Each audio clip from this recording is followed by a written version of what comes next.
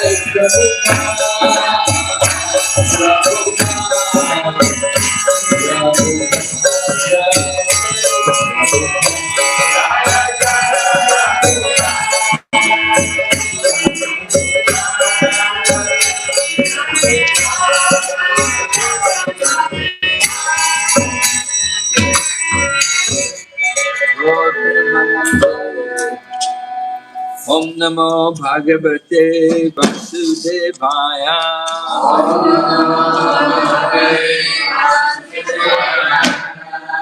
Om Namo Bhagavate Vasudevaya. Om Namo Bhagavate Vasudevaya. Namo Bhagavate Vasudevaya. Om Namo Bhagavate Vasudevaya. Narayanam Namaskritya Naram Chaiva Narottamam Daivim Sarasatim Vyasam Tato Jayamudhiraya Nashtaprayeshu Babadreshu Bhagavata Sevaya Bhagavati Uttama Shloke Bhakti Bhavati Nashtaki. We're reading Srimad Bhagavatam, Canto 1, Chapter 10. This morning, text number 7 or 8, yes. text number 8. Kita membaca Srimad Bhagavatam Skanda 1 bab 10 sloka nomor 8. 1, 10, 8.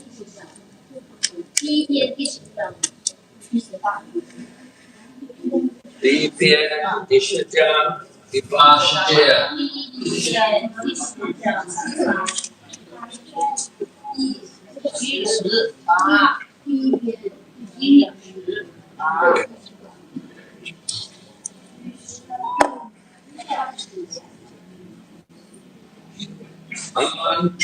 Amantra Japjana Yata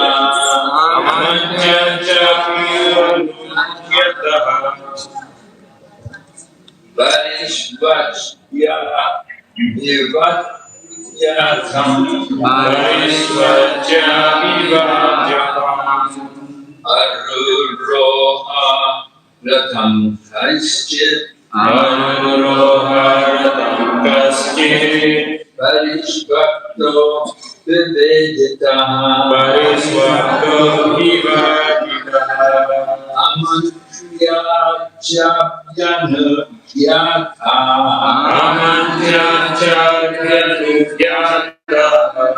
Varishvachya Vivatyatham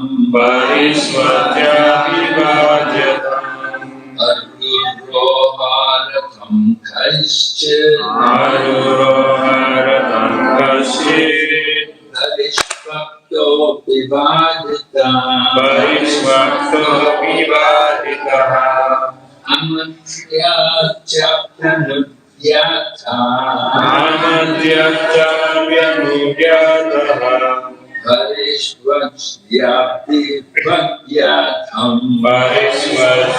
Vivatyatham Aruroharatham Kaishchit Varishvakto Vivadita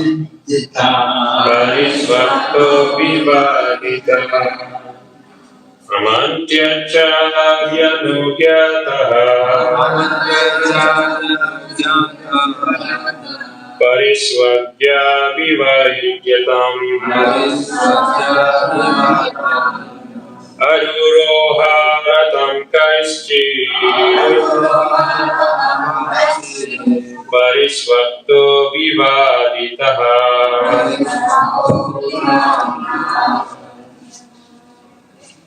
Amantriya Chabhyanujñata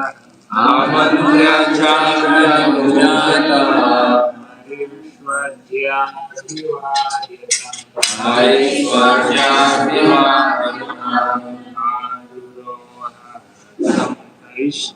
Aruroharatam Kaishchit Parishvakto Vivadita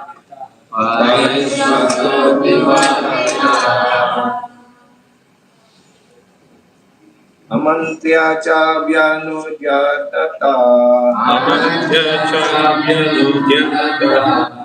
Pariswagya Vivadyatam Pariswagya Vivadyatam Aruruham Ratam Kaiste Aruruham Ratam Kaiste Pariswagyo Vivadita Pariswagyo Vivadita. Manajit.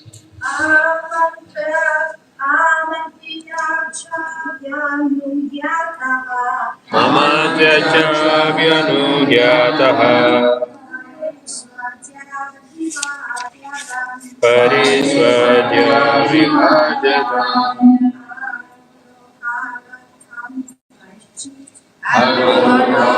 Ratam Kaishi Pariswagyo Vivadita Amadyacha Vyanugyataha Pariswagya Vivadyatam Pariswagya Vivadyatam Aruroharatam Kaisti Pariswagyo Vivaditaha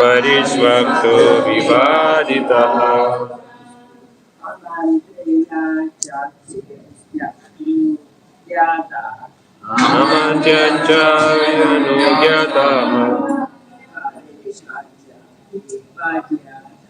Pariswagya Vivadyatam Aruroharatam Kaisti Pariswagyo Vivaditaha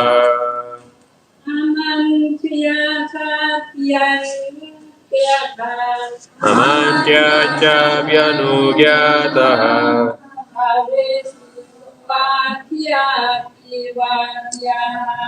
Pariswagya Vivadyatam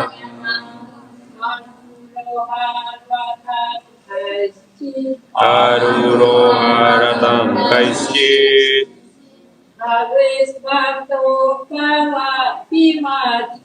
Pariswagyo Vivaditaha Amantya Taking permission. meminta izin Cha Cha and dan Abhyanugyataha being permitted. setelah diizinkan Pariswagya Pariswagya embracing. memeluk Abhivadya Abhivadya bowing down at the feet. bersujud di kaki Tam Tam unto Maharaj Yudhishthira. kepada Maharaj Yudhishthira Aruroha Aruroha ascended. naik Ratam the chariot. kereta Kaiskit by someone. oleh seseorang Parishvakta Pariswagta being embraced. karena dipeluk Abhivadita Abhivaditaha being offered obeisances. karena dipersembahkan sujud. Translation. Afterwards, when the Lord asked permission to depart and the king gave it, the Lord offered his respects to Maharaj Yudhishthira by bowing down at his feet, and the king embraced him. After this, the Lord, being embraced by others and having their obeisances, got into his chariot. Setelah beberapa waktu, saat Sri Krishna berpamitan dan disetujui oleh sang raja, Krishna memberi salam penghormatan kepada Maharaj Yudhishthira dengan cara bersujud di kakinya. Lalu raja pun memeluk dia. Setelah itu, Krishna menaiki keretanya sambil dipeluk oleh yang lainnya dan sambil menerima sembah sujud mereka. Purport by Srila Prabhupada. Maharaj Yudhishthira was the elder cousin of Lord Krishna, and therefore, while departing from him, the Lord bowed down at the king's feet. The king embraced him as a younger brother, although the king knew perfectly well that Krishna is the Supreme Personality of Godhead.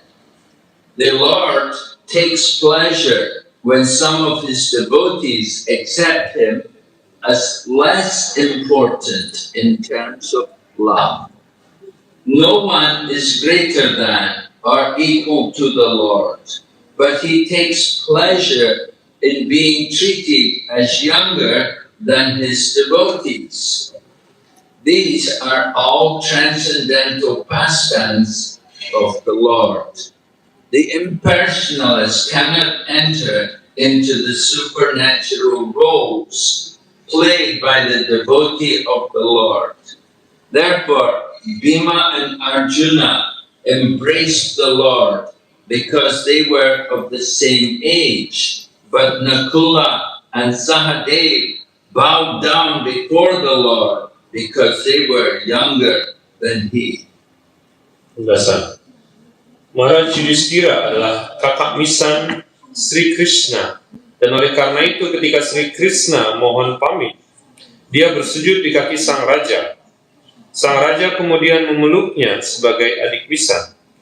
Walaupun raja mengetahui sepenuhnya bahwa Krishna adalah personalitas tertinggi Tuhan Yang Maha Esa, Tuhan sendiri merasa senang jika ada penyembahnya yang memperlakukannya sebagai adik kesayangan.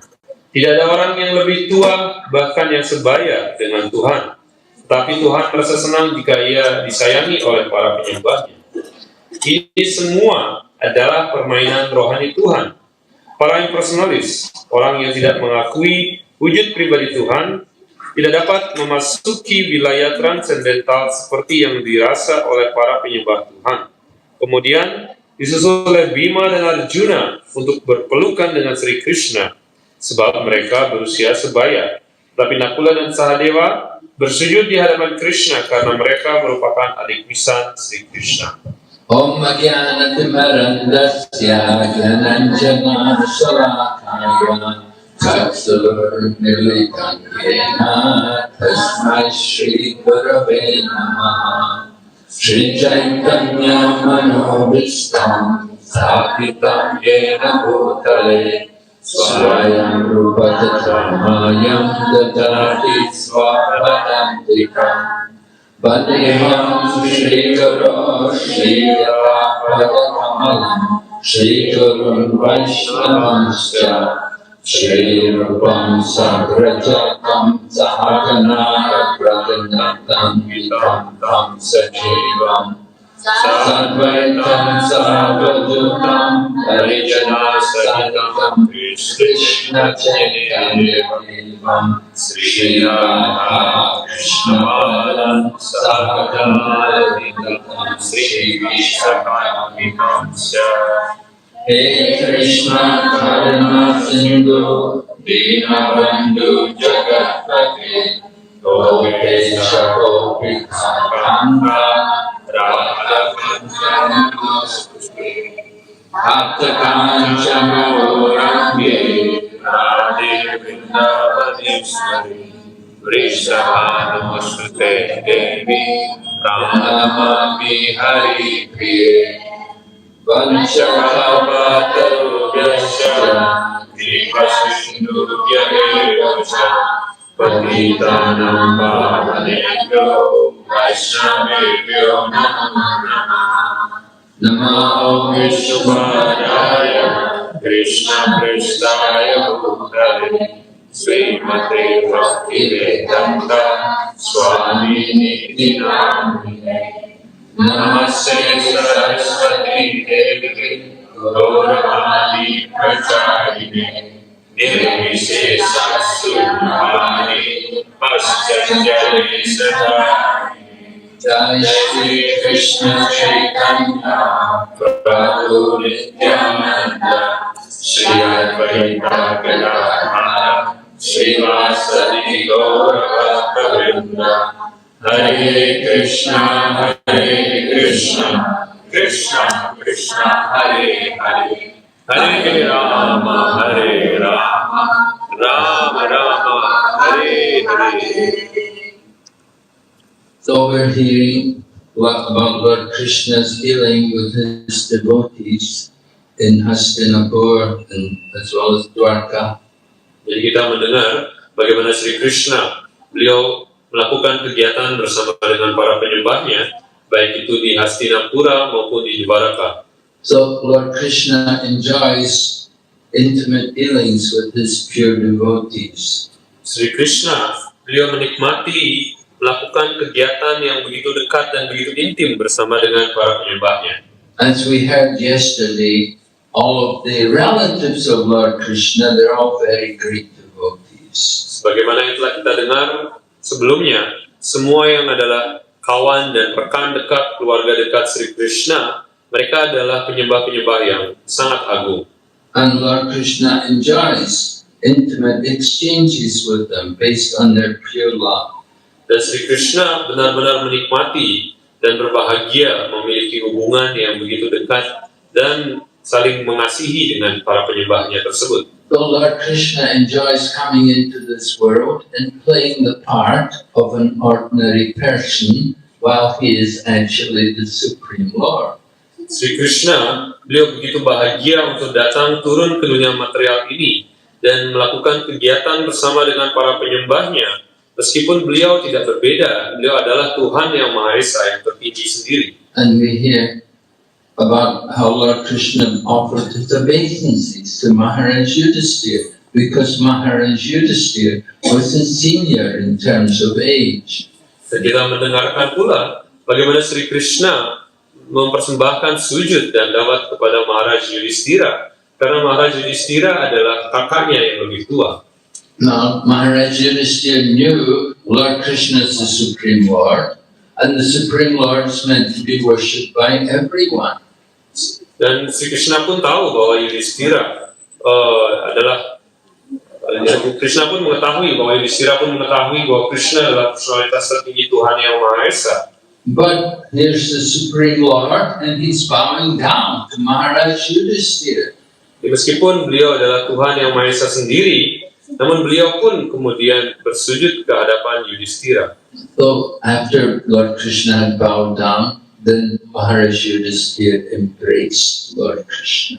Dan seketika setelah Sri Krishna bersujud seperti itu, kemudian Maharaj Yudhisthira memeluk Sri Krishna. So etiquette, Vaishnava etiquette is something very important, which we're always hearing about and often being talked about. Dan etika Vaishnava ini sangatlah penting, yang meskipun demikian kita telah sering mendengarkannya dan sering mempelajarinya. We had one pastime with Prabhupada. What happened was Prabhupada came to Calcutta and he was going out to Mayapur, and we had a few cars for when Prabhupada's own car, which was an ambassador with a big big chrome tilak on the front. Jadi ada sebuah lila dari Srila Prabhupada ketika beliau berada di Kolkata dalam perjalanan menuju ke Mayapur, di mana beliau menggunakan sebuah mobil ambasador yang begitu besar dengan gambar tilak yang ada di depan dari mobil tersebut. So Garga Muni had come from Europe and he had brought some vehicles because at that time in India, the 1970s, it was not easy to get a very good vehicle. So he'd been in Europe and they collected some money and he had some young brahmacharis, young men with him, and they brought these vehicles, Mercedes-Benz vehicles, he brought them to India. There was about 5 of them. Dan pada saat itu, zaman 70-an, di India mungkin belum benar-benar banyak ada kendaraan, sehingga Garga Muni bersama dengan para brahmachari di sana kemudian membelikan Srila Prabhupada 5 mobil Mercedes-Benz yang kemudian dikirim untuk melayani Prabhupada di India. Of course, because they were foreign vehicles, they could come to India, could stay for some time, but then they had to go out again. They couldn't keep them in India. Tentu saja karena itu adalah mobil luar, jadi mereka hanya bisa menggunakannya beberapa waktu, Dan kemudian setelah beberapa saat mobil itu harus dikirim kembali. That's why Prabhupada had ambassador, because that's an Indian car, you can keep it there. Oleh karena itu Srila Prabhupada menggunakan mobil bermerek Ambassador karena mobil itu adalah mobil India. And we had 3 ambassadors. We had one in Calcutta, one in Delhi, and one in Mumbai. Jadi ada 3 mobil bermerek Ambassador itu, di Calcutta 1, di Delhi 1, dan di Bombay 1. It's convenient. Prabhupada has to go to Mayapur, there's a car. Prabhupada's in Delhi, he's going to Vrindavan, there's his car. Jadi nyaman untuk Srila Prabhupada, di mana beliau harus berpergian ke Mayapur, ada kendaraan di sana. Begitu pula harus berpergian ke Vrindavan, di Delhi sudah siap kendaraannya. Anyway, we were going out to Mayapur, and there was a big fleet of vehicles. There were these vans which Gargamuni had brought from Europe, and Prabhupada's car, and then some other cars. And there was a big group of people. We were all following Prabhupada out to Mayapur from Calcutta. Dan dalam keadaan itu, ketika para penyembah akan berpergian dari Kolkata menuju ke Mayapur bersama Srila Prabhupada, ada grup penyembah yang sangat banyak. Ada mobil Srila Prabhupada, kemudian ada mobil yang dibawa oleh Gargamuni, sehingga terlihat begitu besar grup yang akan berangkat tersebut. And Prabhupada had this place. There was a mango grove halfway between Calcutta and Mayapur. Every time Prabhupada would go back and forward from Mayapur, he would stop there at this mango grove and have some breakfast. Dan di tengah perjalanan dari Mayapur menuju Calcutta, atau Calcutta menuju Mayapur, ada tempat kebun mangga yang sangat disukai oleh Srila Prabhupada, dan beliau setiap kali melewati jalur itu, beliau akan berhenti di sana, dan pada saat itu beliau melakukan sarapan pagi di tempat tersebut. So that morning, there's a big group of devotees, we're all going up many vehicles, and again we stopped at the mango grove, and Prabhupada came down, and we arranged for Prabhupada's breakfast. We give Prabhupada a nice seat, and everyone served Prabhupada breakfast. Dan demikianlah pada saat itu, kami berjalan dari Mayapur, dari Calcutta menuju Mayapur, dan berhenti di kebun mangga itu. Kemudian siapkanlah meja dan kursi untuk Srila Prabhupada, untuk beliau bisa melayani prasadam, dan kemudian prasadam beliau disiapkan oleh para penyembah. And there were several sannyasis there also. First we served Prabhupada prasadam, and after Prabhupada had taken this prasadam and washed up and everything, then the sannyasis sat down. There was like Ramananda, Gargamuni, Satsvarupa, Tamal Krishna Goswami. There were many sannyasis there. So that we sat all the sannyasis down and we served all the sannyasis.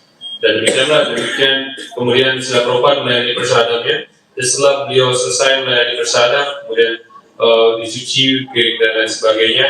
Kemudian setelah itu para sannyasi yang akan dilayani. Pada saat itu ada Ramananda, kemudian ada Tamal Krishna Goswami, Satsvarupa Goswami, Gargamuni, dan sannyasi lainnya, dan mereka lah yang kemudian dilayani prasadam terlebih dahulu. And after all the sannyasis had finished taking prasadam, then we all sat down and we had prasadam. Dan setelah para sannyasi itu memperoleh prasadnya, barulah kemudian para penyembah yang lainnya dipersilakan untuk melayani prasadam. So Prabhupada was watching, he was seeing how we were doing everything. He said, very nice, this is very nice. He said, when you observe the etiquette, then certainly Krishna is present. Dan ketika Srila Prabhupada melihat apa yang terjadi pada saat itu, beliau kemudian berkata, oh sangat baik. Ketika Anda melakukan sesuatu dengan cara yang benar, dengan etika yang benar, maka Sri Krishna akan berbahagia melihatnya. So there's a pastime also in Chaitanya Lila where Lord Chaitanya tested Sanatana Goswami. Juga ada sebuah kisah di Lila Sri Chaitanya Mahaprabhu ketika Sri Chaitanya menguji Srila Sanatana Goswami.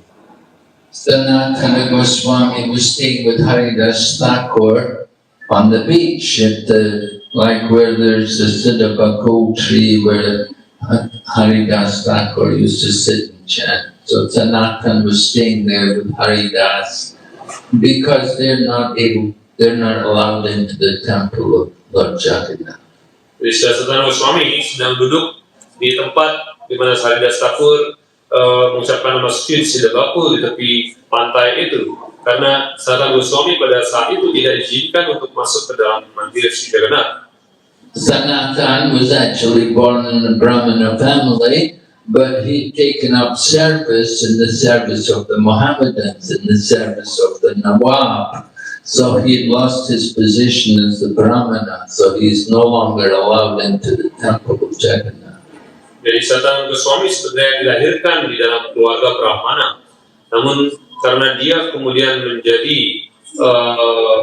pekerja pegawai dari Nawab, kemudian oleh karena itu dia kehilangan posisinya dan kehilangan apa yang telah dia miliki sebagai seorang Brahmana. They're very strict in Puri about who can get in to see Lord Jagannath. Di Jagannath Puri mereka sangat ketat untuk bisa membatasi dan mengatur siapa saja yang boleh melihat Sri Jagannath. The princess of Thailand was the chairman of the World Buddhist Association, and she happened to be in India, and she was at Jagannath Puri, and she saw the temple, and she thought, well, I'd like to go in. See? Ada seorang putri ya dari kerajaan di Thailand. Ketika itu dalam kondisi dia berada di Jagannath Puri di India, dia melihat tempel Sri Jagannath yang begitu megahnya, dan dia kemudian ingin untuk masuk sana meskipun dia adalah seorang pemimpin dari Buddhis. But they told her, no, you cannot come in. You're not Hindu. Namun mereka menolaknya, tidak, Anda tidak boleh masuk karena Anda bukanlah orang Hindu. And then, more recently, Mamata Banerjee, who was previously the chief minister in Bengal, she wanted to go into the temple of Puri. Now her name is Banerjee, she's a Brahmin. Kemudian kisah berikutnya adalah Mamata Banerjee yang merupakan mantan Perdana Menteri di India. Dia pun juga ingin untuk masuk ke dalam tempel Sri Jagannath. But what happened was, one time she went to visit some Muslim people and she wore the dress like a Muslim woman. And because she had done that, they told her, no, you cannot come in the temple. Namun apa yang terjadi, oleh karena dia suatu ketika dia datang mengunjungi tempat acara Muslim dan mengenakan pakaian Muslim, dan dengan kelakuannya itu dia kemudian dilarang untuk masuk ke dalam tempel Sri Jagannath. Of course, after that, she arranged to build a big temple. She said, I'll build my own temple. And she built a big temple of Jagannath. Dan justru setelah itu dia kemudian memutuskan, baiklah kalau begitu saya akan membangun tempel untuk Sri Jagannath kalau saya tidak diizinkan masuk. And she said, everyone can come in our temple. Dan di tempel ini setiap orang diizinkan untuk masuk ke dalamnya. Anyway, Sanatana Goswami was staying on the beach with Haridas Thakur, and Lord Chaitanya, he stays at the home Tapana Mishra. He stayed at the home of whose house was it? Who's the superintendent of the Puri temple? What's his name again? Sarvabhauma. No, Sarvabhauma. Kasi Mishra. Kasi Mishra.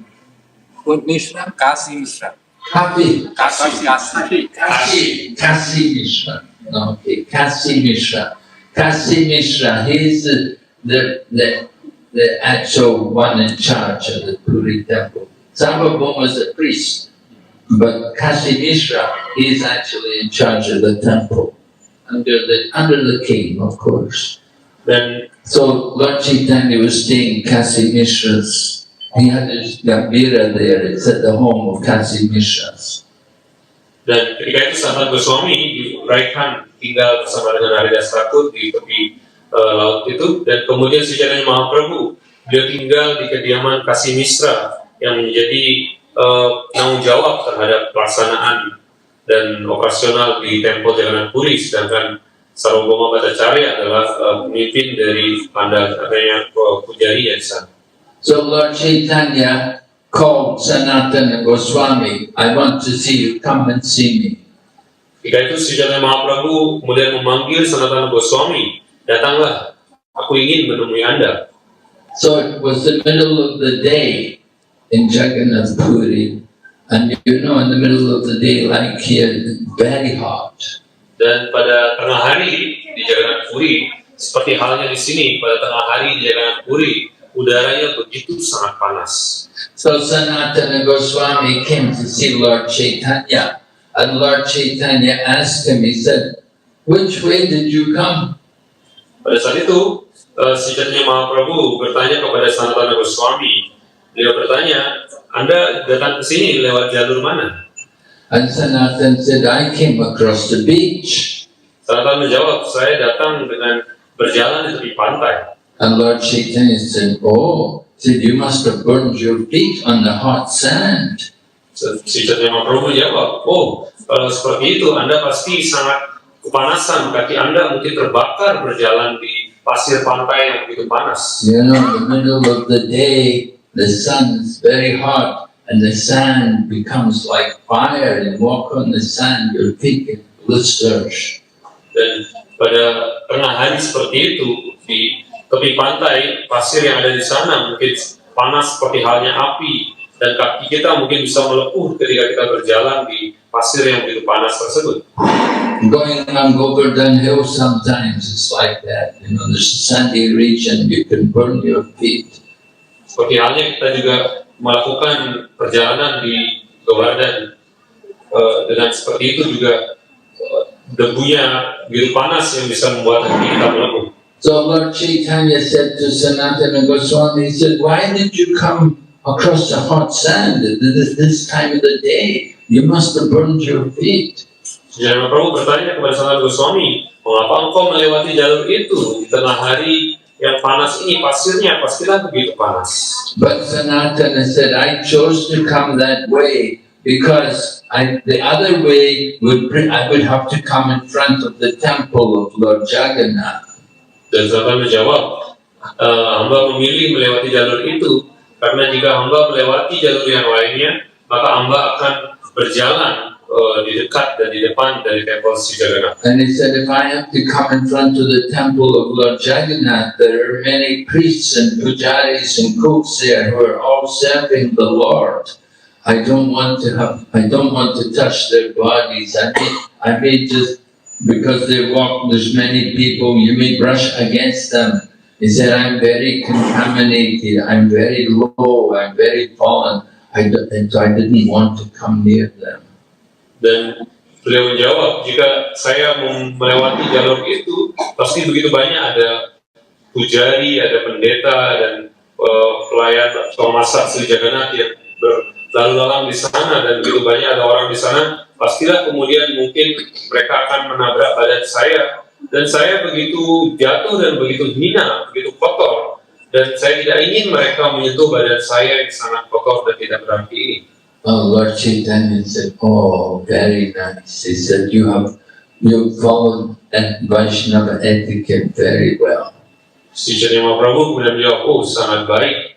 Engkau benar-benar mengikuti etika Vaishnava dengan begitu baiknya. So Srila Prabhupada had a lot to introduce in Krishna consciousness. He didn't just only teach us philosophy, but he also taught us about Vaishnava etiquette. Jadi Srila Prabhupada, beliau telah memberikan dan mengajarkan begitu banyak hal mengenai kesadaran Krishna ini. Tidak hanya filsafat kesadaran Krishna, tapi juga berkaitan dengan etika dan tingkah laku yang benar yang dilakukan oleh seorang penyembah. And he had to teach us from the beginning because we didn't know anything. Dan beliau juga telah mengajarkan kita bahkan dari hal-hal paling awal sekalipun. Karena kita benar-benar tidak mengetahui apa-apa mengenai kesadaran Krishna. And we had to learn how to eat with one hand, right? Dan mungkin kita pun harus belajar bagaimana makan dengan satu tangan mungkin. If you use two hands to eat, that's a sign that you're a meat eater. Kalau Anda memakai kedua tangan untuk makan, maka itu adalah tanda bahwa Anda adalah pemakan daging. The meat eaters use two hands, but vegetarian will only use the one hand. Seorang pemakan daging, mereka akan menggunakan kedua tangannya. Dan mereka yang vegetarian, mereka akan menggunakan satu tangan. So that was a challenge for devotees. Jadi itu adalah sebuah tantangan yang harus dilewati oleh seorang penyembah. Another thing which was difficult for devotees, the etiquette is that a woman should not say the name of her husband. She should simply refer to her husband as my Prabhu. Dan etika lainnya bagi para penyembah adalah seorang wanita, seorang istri, hendaknya tidak memanggil nama dari suaminya. Dia bisa memanggil sebagai Prabu saya, jadi hanya memanggil suaminya dengan cara seperti itu. The most chaste of ladies is Mother Sita, the consort of Lord Ramachandra, and she would never say the name of Lord Ram. She would only serve Lord Ram and worship the lotus feet of her husband. Jadi istri yang paling saleh dan paling suci adalah Ibu Sita, dan Ibu Sita tidak akan pernah memanggil nama suaminya Sri Ram secara langsung. So a chaste woman is to follow the example of Mother Sita. They should never say the name of their husband. Oleh karena itu, seorang wanita hendaknya berusaha untuk mengikuti apa yang diajarkan oleh Ibu Sita, yang semestinya memang tidak mengucapkan nama dari suaminya. So that was like something revolutionary for Western women. Could never imagine this. Dan hal itu mungkin adalah suatu hal yang revolutionary bagi wanita-wanita modern dan tidak pernah terpikirkan ataupun terbayangkan bagi mereka melakukan hal seperti itu. I remember we were explaining this to one Chinese woman. She's a very senior devotee, and when she said, "What? I said my husband's name." It was like something she never heard before. Dan suatu ketika malah menyampaikan hal itu kepada seorang penyembah Cina, dan pada saat itu pun dia sangat terkejut. Apa? Nah, bisa manggil nama suami saya, apa-apaan itu. Anyway, the Vaishnava etiquette, these are some things many things we have to learn. Dan inilah yang merupakan etika Vaishnava yang hendaknya kita pelajari dan kita kembangkan. Of course, sometimes people get too much attached to rules and regulations. Namun memang terkadang yang terjadi adalah orang-orang kemudian justru terlalu terikat akan aturan dan peraturan. There's so many things you cannot do. You cannot touch your face with your left hand. Dan diuraikan bahwa kita tidak bisa menyentuh wajah kita dengan tangan kiri. A low-class person cannot stand on your shadow. Dan kemudian orang-orang yang rendahan tidak boleh menginjak bayangan seorang penyembah. So these kind of restrictions, this is not good for devotional service. Jadi pembatasan-pembatasan yang berlebihan seperti ini tidaklah baik untuk pelayanan bakti seorang penyembah. But at the same time, basic principles of etiquette are required. Dan pada saat yang sama, prinsip-prinsip dasar dan etika itu justru sangatlah dibutuhkan. If you take prasadam, when you're giving prasadam, if somebody comes with the left hand offering the left, then it's noted by the other people. Jadi, kalau kita melayani prasadam dan prasadam itu sentuh dengan tangan kiri kita, maka itu tidak bisa dimakan untuk orang yang lainnya. Now we have to try and develop the etiquette, try to understand these things. Some of these things are important, and we do try to apply ourselves to. Jadi kita harus berusaha mempelajari dan mempraktekkan ajaran-ajaran ini dan etika-etika ini untuk kebaikan kita bersama.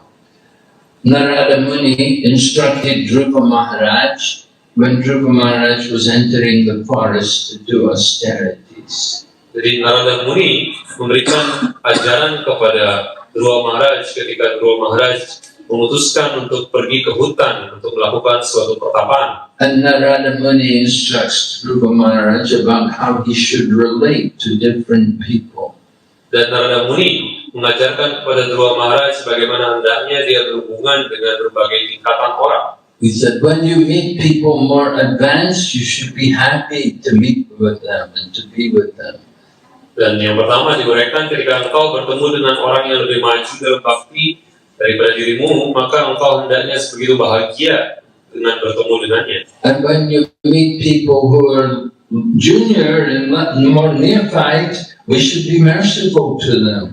Dan jika engkau bertemu dengan seorang yang lebih junior, lebih muda, dan untuk orang-orang seperti itu, maka engkau harus benar-benar penuh dengan kasih sayang. There's a tendency that somebody's junior, somebody's new, you look down on them or you ridicule them, but that is not proper. Dan hal yang mungkin menjadi kecenderungan adalah ketika kita bertemu dengan orang yang lebih muda, lebih junior, maka orang-orang itu akan kemudian direndahkan ataupun diejek oleh yang lainnya, dan itu adalah hal yang sangat tidak baik. What we should do, we should try to bring them up and try to help them to come up to a higher position. Dan apa yang hendaknya dilakukan adalah kita hendaknya berusaha untuk menyemangatkan mereka, mengangkat mereka, membantu mereka untuk menjadi lebih baik lagi, lebih maju lagi. So someone who's a good leader or manager, somebody in a higher position, he will be expert in bringing up other people, bringing them up from the lower position, bringing them up to a higher position. Dan mereka yang adalah seorang manajer ataupun seorang pemimpin, maka mereka hendaknya menjadi begitu ahli untuk mengangkat dan memajukan yang lainnya, membuat mereka menjadi lebih bersemangat dan lebih maju dalam pelayanan bakti. And he's very happy to be with senior devotees and be with them and to hear from them and to serve them. Dan menjadi begitu bersenang hati untuk bisa bersama dengan penyembah yang lebih senior dan benar-benar berbahagia melayani dan bergaul dengan mereka. And people who are his equals, peers, they will make friends and have nice relationships with them.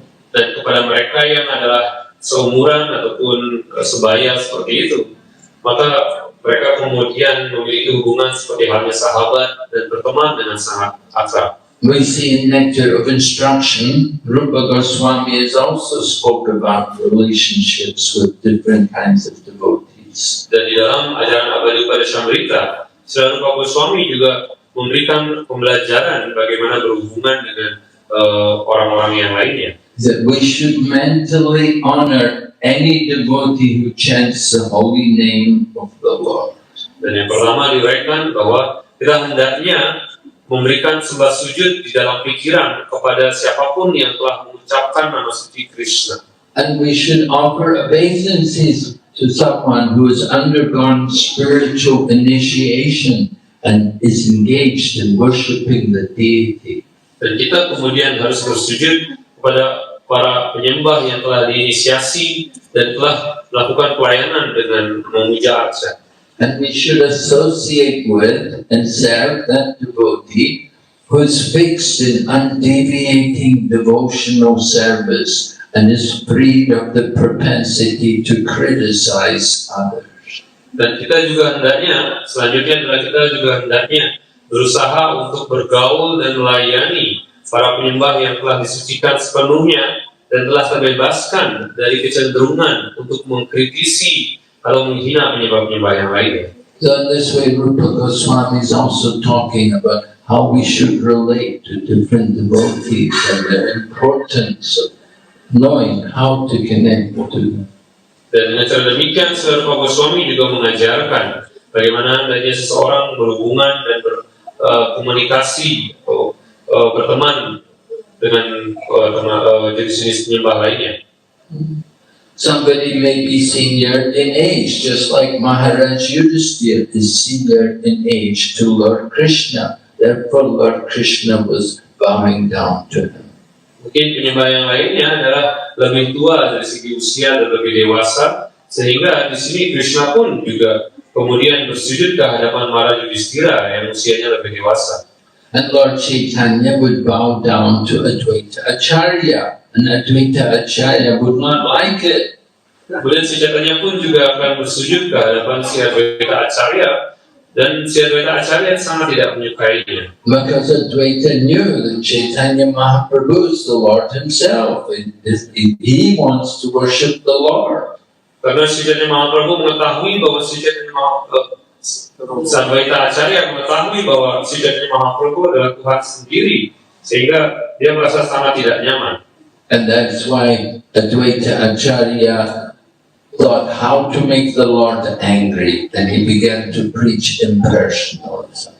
Oleh karena itu, Adwaita Acharya kemudian mempunyai ide, punya pemikiran bagaimana cara membuat si Chaitanya Mahaprabhu marah, sehingga dia kemudian mempunyai ide untuk mengajarkan mengenai personalis. And when Lord Chaitanya heard, then Lord Chaitanya came all the way to Shantipur and he grabbed Advaita, knocked him on the ground and began to beat him. Dan ketika si Chaitanya Mahaprabhu mengetahui mendengar hal itu, Chaitanya Mahaprabhu kemudian pergi ke Shantipur, kemudian datang memarahi Adwaita Acharya, memukulnya di tanah. And Advaita Acharya's wife was worried, oh, you killed my husband. So, Dan istri dari Adwaita Acharya sangat khawatir, oh, Anda hampir membunuh suami saya. so Advaita was happy, he was enjoying it, it was very nice. And now you're not showing me any respect. Previously you were respecting me, but now you're beating me. I said, this is very nice. Namun Adwaita Acharya kemudian justru menjadi begitu bahagia, begitu gembira. Oh, kini Anda sudah tidak memperlakukan saya dengan penuh hormat. Kini Anda memarahi saya, kemudian memukul saya. Itu adalah hal yang saya inginkan. So this way we are seeing how different devotees relate. Somebody senior by age, someone senior by position. Jadi ada yang senior oleh karena usia, dan juga ada senior oleh karena posisi atau kedudukan. Someone senior by realization. Juga ada orang yang senior oleh karena keinsyafan, pemahaman yang dia miliki. They may be very young, but they may be very realized in Krishna consciousness. Meskipun dia mungkin adalah seorang yang masih sangat muda, tapi dia telah memiliki keinsyafan yang begitu dalam tentang kesadaran Krishna. We have to learn to respect. Jadi kita hendaknya berusaha belajar bagaimana memberikan penghormatan yang benar. And the Goswamis, they were offering hundreds of obeisances every day. Dan para Goswami, mereka mempersembahkan bahkan ribuan sembah sujud setiap harinya. Just like Brahmananda Prabhu, you know, Brahmananda was one of Prabhupada's disciples, very early disciples. And he was a very big person. He had a very big, strong body. Seperti halnya Brahmananda Prabhu adalah salah satu dari murid awal, paling awal dari Srila Prabhupada, dan dia memiliki badan yang sangat besar, sangat gemuk. It was like one of these Japanese wrestlers, you know. Kita nampak seperti salah satu pegulat Jepang, sumo. So he said to Prabhupada, he said, you know, Swamiji, sometimes I don't feel like bowing down to you. Dia berkata kepada Srila Prabhupada, oh Swamiji, kadang-kadang saya tidak ingin, saya merasa bahwa saya tidak ingin untuk bersujud kepada Anda. And Prabhupada looked at him and said, do it anyway. Dan Srila Prabhupada menjawab kepadanya, dan beliau berkata, lakukan saja.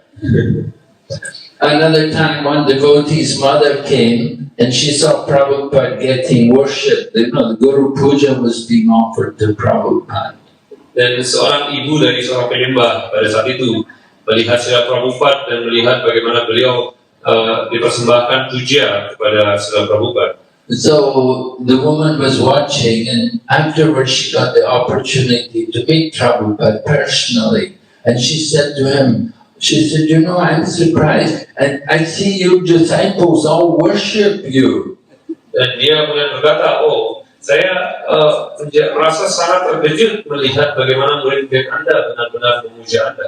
And Prabhupada said to her, yes, and I also worship my spiritual master. Prabhupada menjawab, iya, dan saya pun juga memuja guru kehadiran saya. So this way Prabhupada was explaining Vaishnava etiquette. Dengan cara seperti itu, Srila Prabhupada beliau menjelaskan mengenai etika seorang Vaishnava. Okay, any questions? Apakah ada yang ingin ditanyakan? Yes? 刚才讲到低等人士的才艺，那林老师，你在领我们遛弯的时候，你在前面，我们在后面，我们是不是应该踩你的那个莲花指令？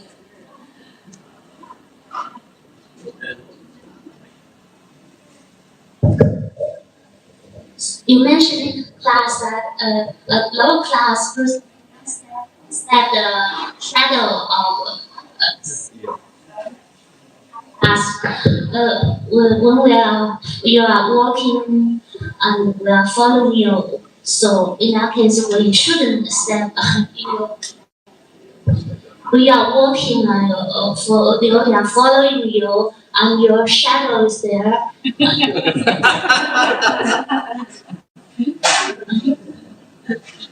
Sudah selesai. Ya. Jadi Anda menjelaskan dalam kelas bahwa seseorang yang rendahan hendaknya tidak menginjak bayangan seorang penyembah. Dan bagaimana ketika Maharaj berjalan kemudian murid-muridnya atau para penyembah lain entah bagaimana mungkin menginjak bayangan dari dia. Well, I give that as an example as excessive attachment to etiquette. Jadi itu sebenarnya adalah contoh dari keterikatan yang berlebihan dari etika atau peraturan yang ada. And because of that kind of excessive attachment to rules and regulations, it caused the breakdown of Varnashram Dharma. Dan oleh karena keterikatan yang berlebihan itu kemudian membuat sebuah kehancuran ataupun penurunan dari suatu konsep Varnasrama Dharma. Because you get the concept somebody's high class and somebody else is low class. Karena dengan cara seperti itu akan ada anggapan mereka adalah orang-orang rendahan dan yang lain adalah orang-orang yang lebih tinggi. Just like Prabhupada was speaking one time in Sweden about this, about high class, about first class and fourth class. Dan suatu ketika bagaimana Srila Prabhupada di Swedia mengajarkan mengenai orang yang tingkatan tinggi pertama dan tingkat keempat. And Prabhupada was saying we want to create first class people like Brahmanas. Dan beliau menekankan bahwa kita ingin mencetak orang-orang yang kelas 1 seperti halnya para Brahmana. So some student stood up and said, so you are saying you are all first class and we are all fourth class? Dan kemudian salah satu di audiens di sana berdiri dan berkata, jadi Anda berkata, maksud Anda adalah Anda dan yang lainnya adalah kelas 1 dan kami yang lainnya adalah yang rendahan, yang kelas 4. Apakah itu yang Anda maksud? And Prabhupada said, no, he said, we are fifth class. He said, we are your servants. Prabhupada menjawab, oh tidak. Kami semua adalah kelas nomor 5 karena kami adalah pelayan kalian. We've come to serve you. Kami ada di sini untuk melayani Anda. So we are lower than you. Artinya kami, oleh karena itu lebih rendah daripada Anda semua. So that's how we should think. Jadi itulah hendaknya menjadi cara berpikir kita. Yes, Guru Mani.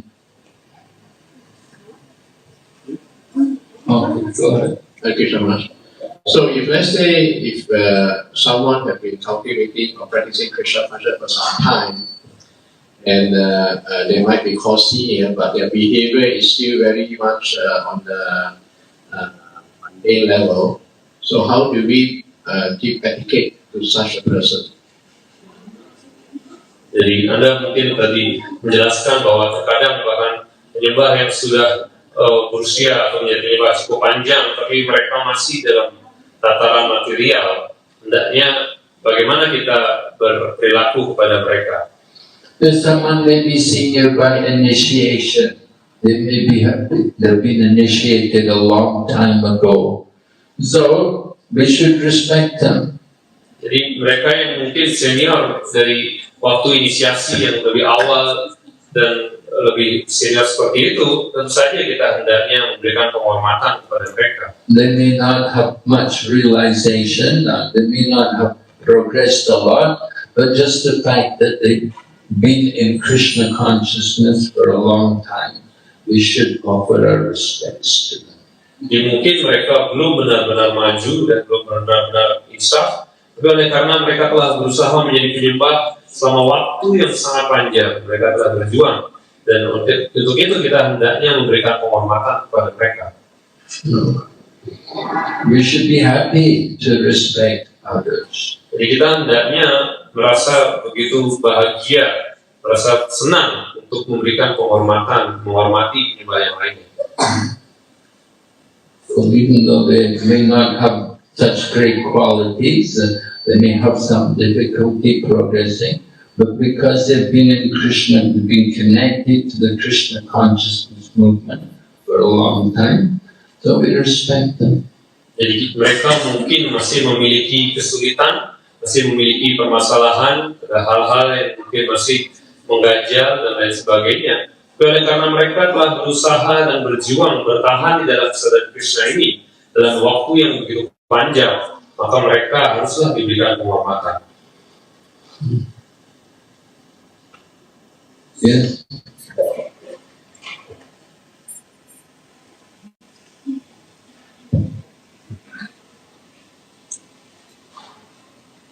Well, my question is, what is the connection? How is the connection between respect and obedience? Like you just explained, someone senior by initiation, but maybe not in advance in Krishna consciousness. So, is respect automatically followed with obedience in this? Jadi pertanyaan saya adalah hubungan antara sikap hormat dan kepatuhan. Seperti Pak menjelaskan, mungkin seorang secara inisiasi lebih dahulu atau lebih senior, dan kita harus menghormati. Apakah penghormatan itu otomatis juga diiringi dengan kepatuhan? No, respect is something separate from obedience. We can respect people, doesn't mean we have to be obedient to them. Jadi begitu berbeda. Jadi mungkin kita bisa memberikan penghormatan kepada seseorang, tapi itu bukan berarti kita harus sepenuhnya patuh kepada orang itu.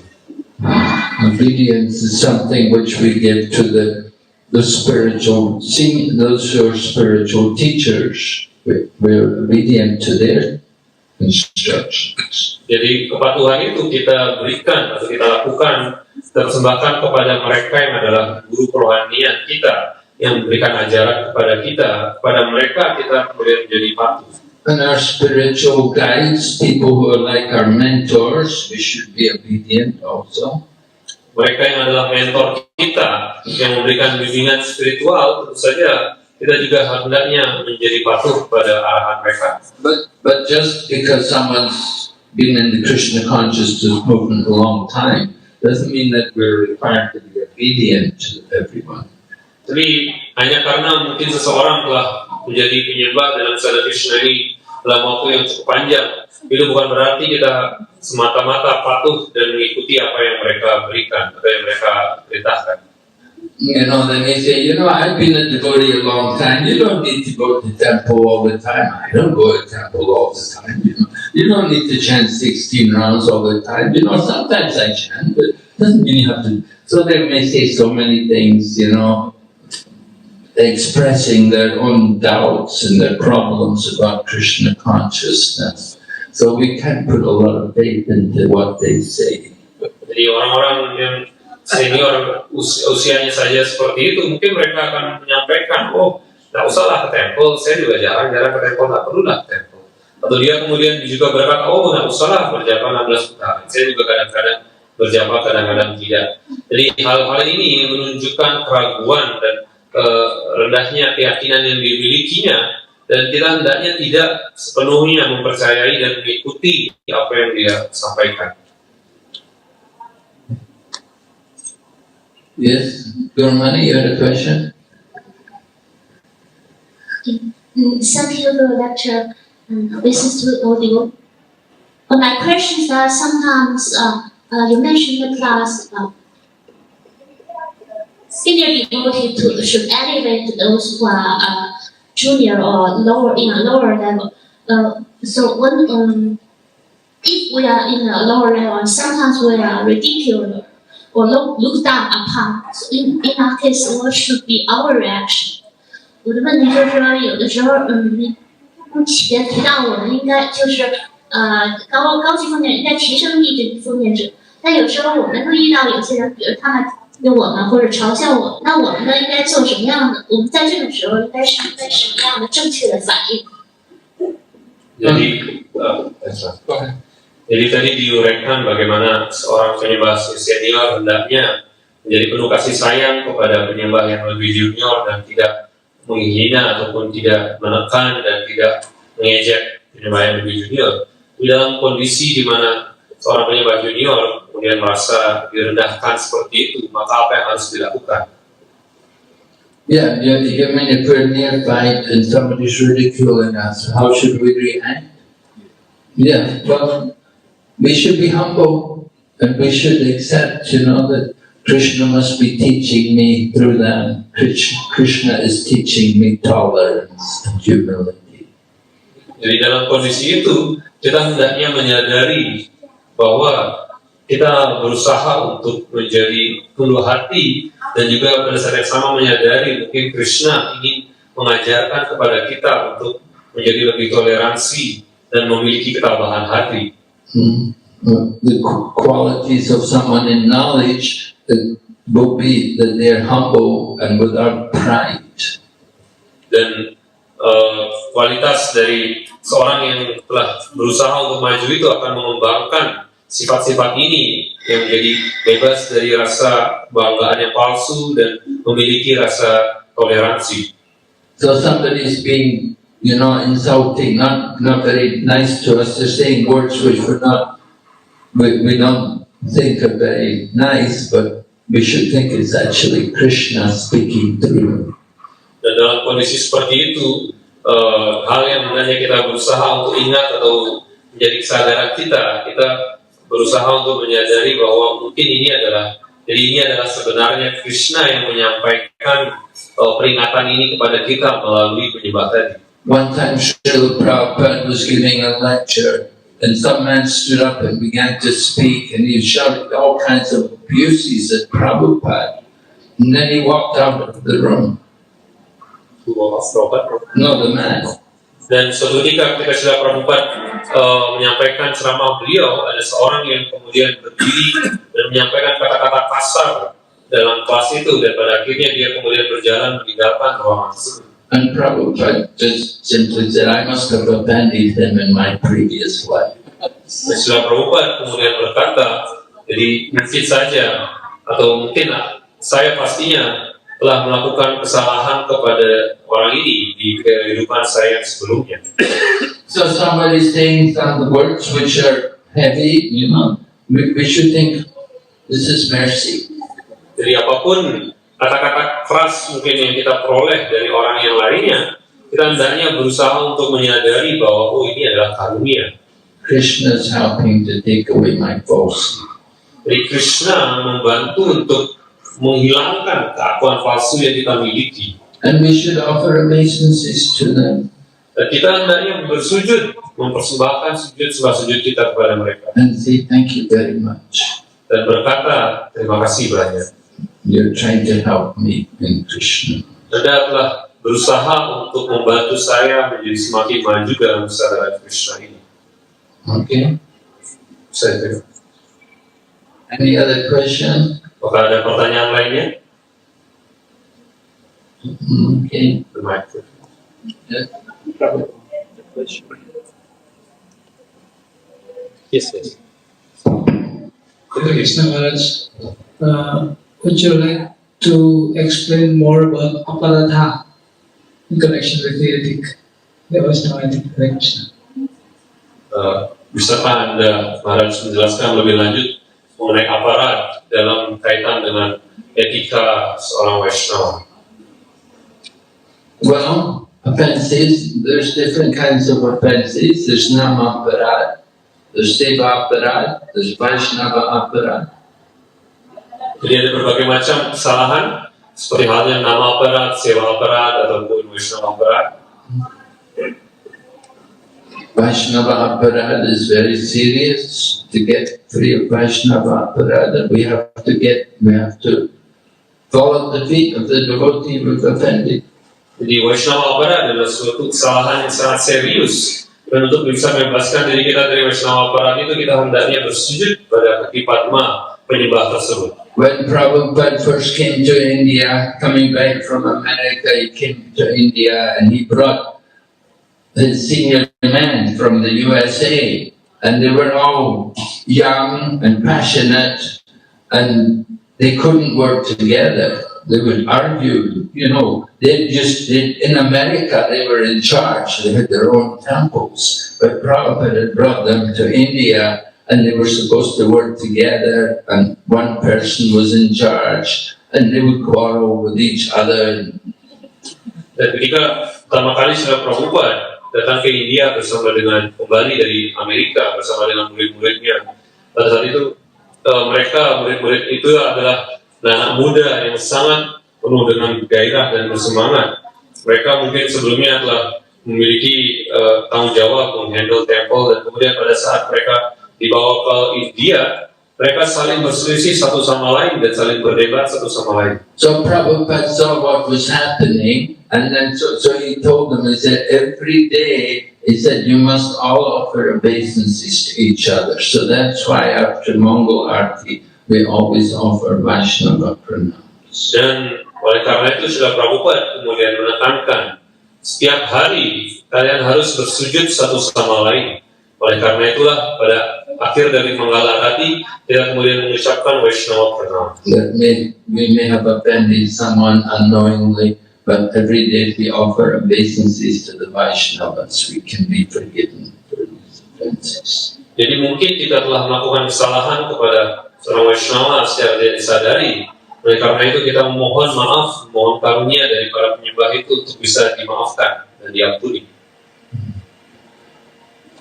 So in worshipping the deity you can commit offenses also, but if we chant the holy name, the chanting of the holy name can help it can free us from all of our offenses. Dan ketika kita memuja arca juga kita mungkin akan melakukan kesalahan, dan untuk itu ketika kita memuja arca kita hendaknya berusaha untuk senantiasa mengucapkan nama suci, dan dengan pengucapan nama suci itu kita akan dibebaskan dari aparat yang oleh karena pelayanan kepada arca. But we have to chant the name without offense. We have to chant with proper attention. Dan untuk mengucapkan nama suci dengan bebas dari kesalahan, maka kita harus mengucapkan nama suci dengan perhatian yang benar. Otherwise, just more offenses, and we will never get Krishna. Dan jika kita melakukannya tanpa perhatian seperti itu, kemudian kita melakukan kesalahan, maka kita tidak akan pernah bisa mencapai Krishna Prema. Okay.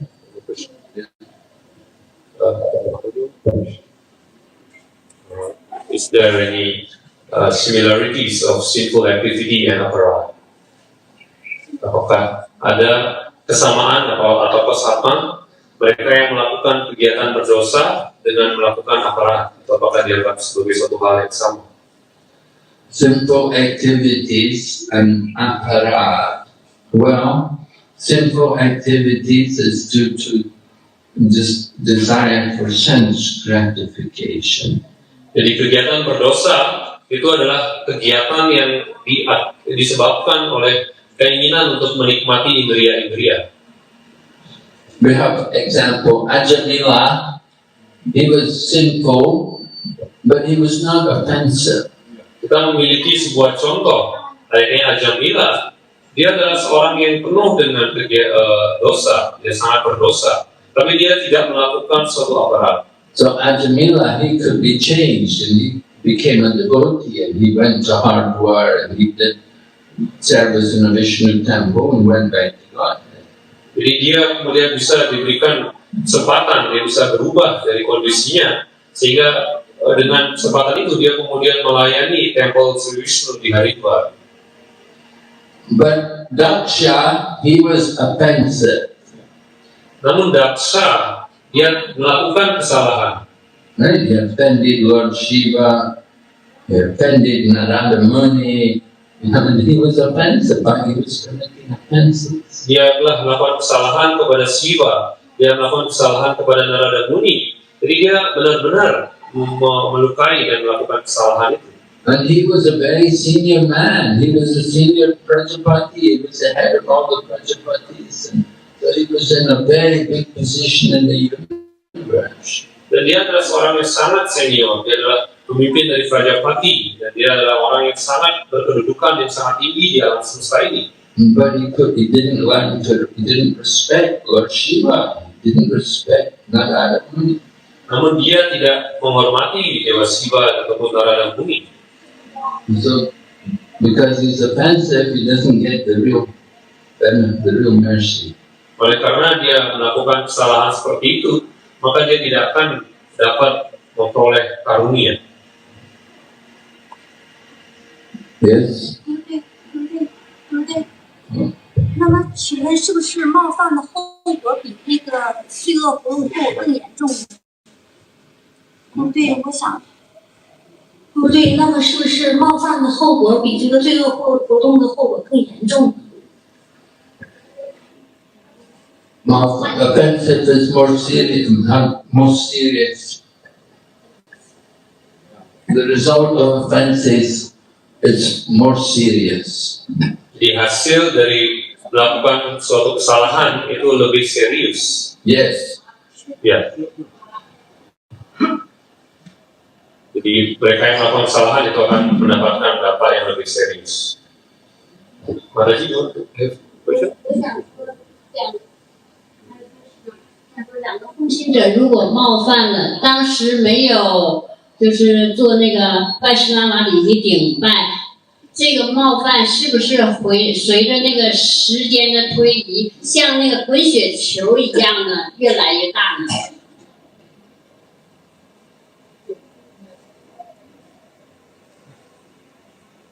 If the two Vaishnava offended each other, they don't apply obeisance, beg forgiveness at the moment. So may I ask whether or not, as time goes on, this result of Vaishnava para will increase as time goes on. Ketika ada orang Vaishnava yang melakukan kesalahan, kemudian mereka tidak bersujud satu sama lain, kemudian and then they not paying obeisances to each other, and then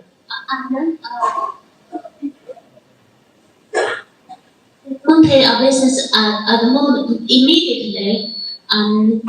She's asking whether the result will what's the result? Increase the level of the reaction. Yes. Jadi jika mereka kemudian tidak bersujud segera, memohon maaf, bersujud satu sama lain, apakah reaksi dari aparat itu kemudian akan meningkat semakin panjang waktunya? Yes, it may increase. Ya, itu mungkin akan semakin meningkat reaksinya. So it's very important to offer respects to the Vaishnavas. Jadi itu adalah sangat amat penting untuk bersujud, memohon maaf dan menghormati para Vaishnava.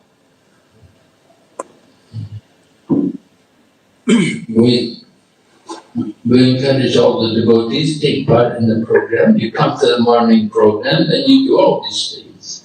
Oleh karena itu kita mengharapkan para penyembah untuk datang untuk mengikuti program pagi, dan otomatis pada saat itu mereka akan bersujud satu sama lain, mohon karunia, mohon.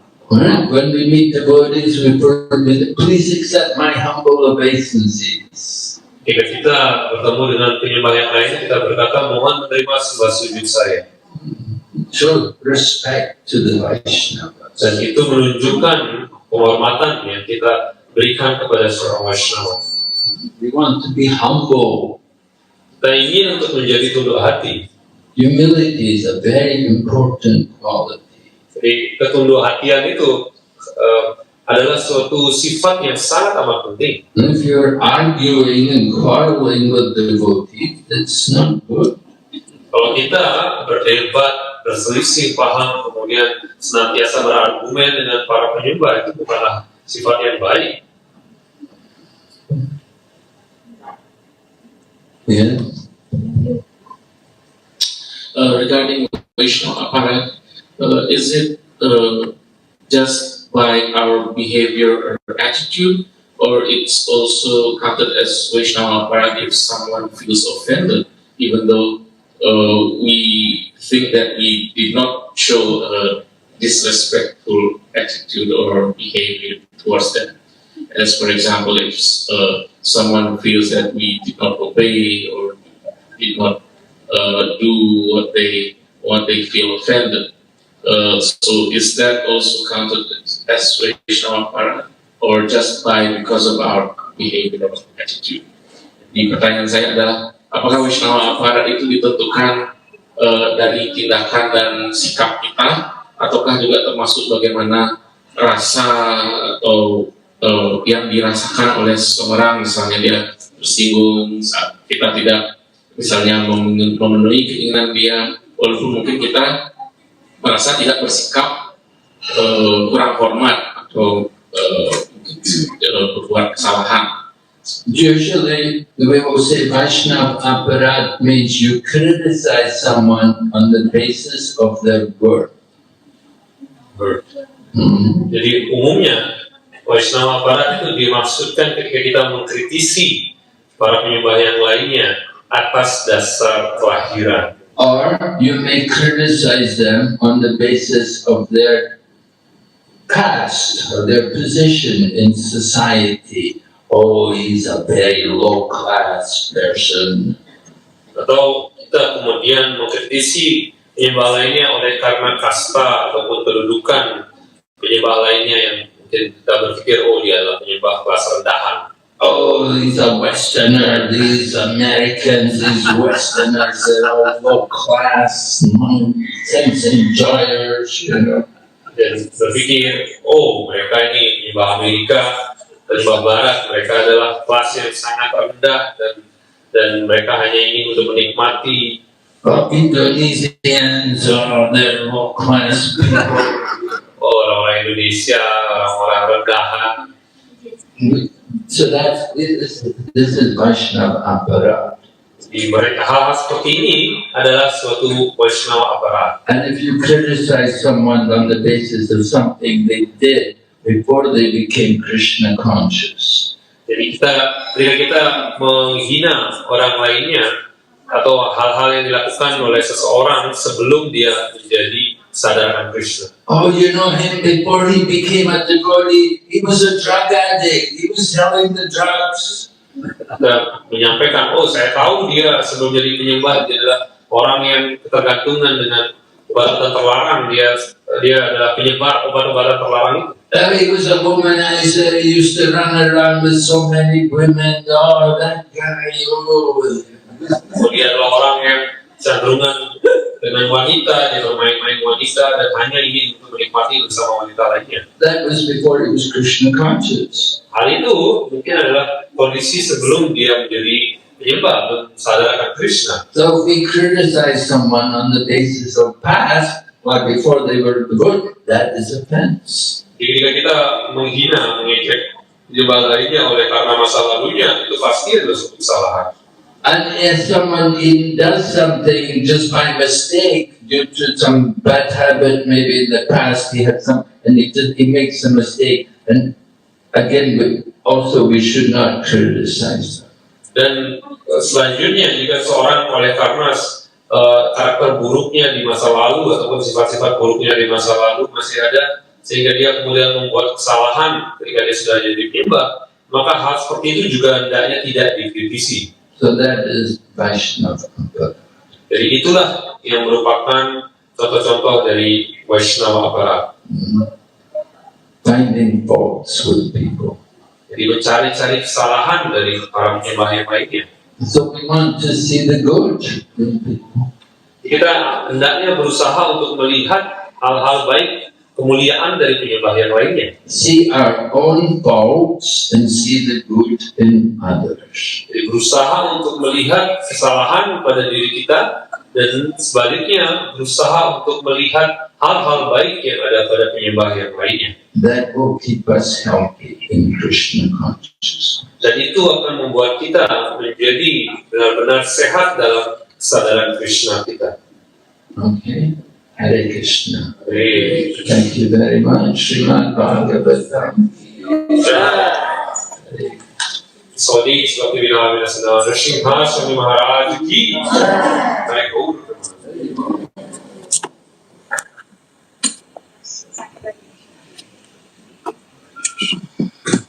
So for today's program, we will have a break.